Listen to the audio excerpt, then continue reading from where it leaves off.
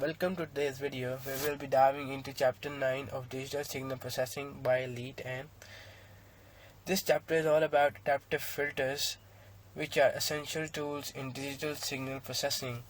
Adaptive filters are widely used in many applications from noise cancelling headphones and telecommunication systems to biomedical devices. Let's get started by understanding what adaptive filters are and what they are so important.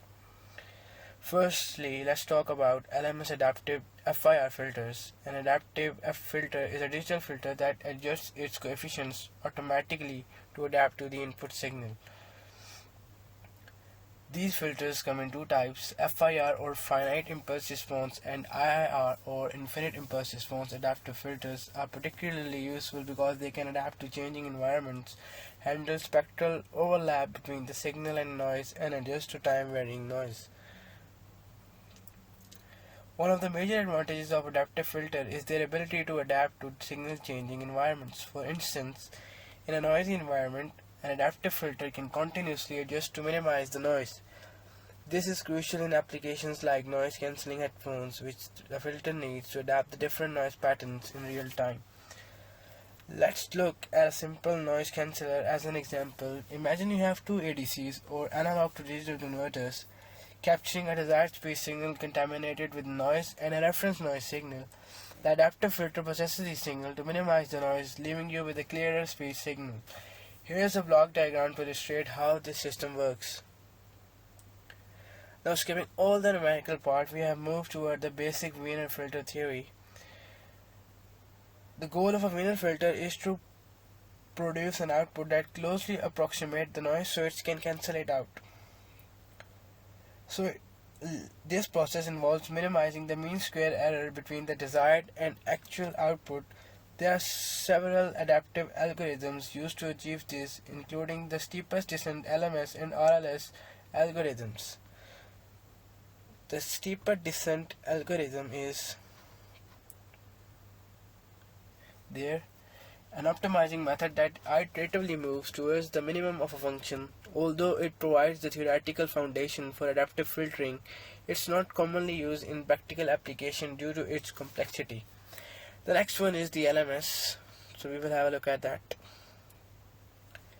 The LMS or least mean square algorithm is a simplified and widely used adaptive algorithm. It adjusts filter coefficients to minimize the mean square error between the desired and actual signal.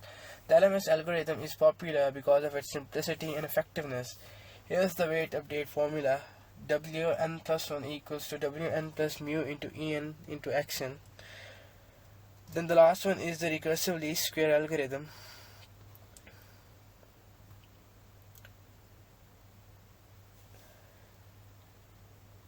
RLS algorithm provides faster convergence compared to LMS but is computationally more complex. The RLS algorithm continuously updates its filter coefficients to minimize the least square cost function over all past data points. Here the key update formula Wn equals to Wn minus 1 plus Kn Dn minus X transpose of n into Wn minus 1. Now moving to the applications of the adaptive filters. Some applications are noise cancelling, system modeling, line enhancement. So we'll have a look at that as well. So noise cancellation. In noise cancellation, adaptive filters effectively remove unwanted noise from signals.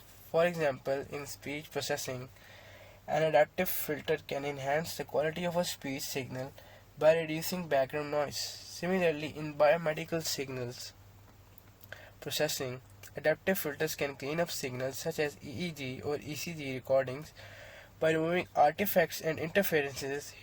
Here is a real-world example showing before and after result of noise cancellation. So we will look at the diagram. At the top we have the original signal which is recorded by the machine. Then we have the corrupted speech. Then we have the reference noise of it. So when we remove the noise, we have the clean speech as you can see in the last part of that graph. Same is the case here. We have the original signal at the top, then we have the corrupted signal in the middle, and at the end, after applying the algorithms, we have the clean signal. Now moving to the next, which is system modeling. System modeling is another key application. Adaptive filters can model unknown systems or environments. which is particularly useful in control systems and communications. For instance, in an echo cancellation system, an adaptive filter models the echo path and cancels the echo from the received signal. Then the other is the line enhancement.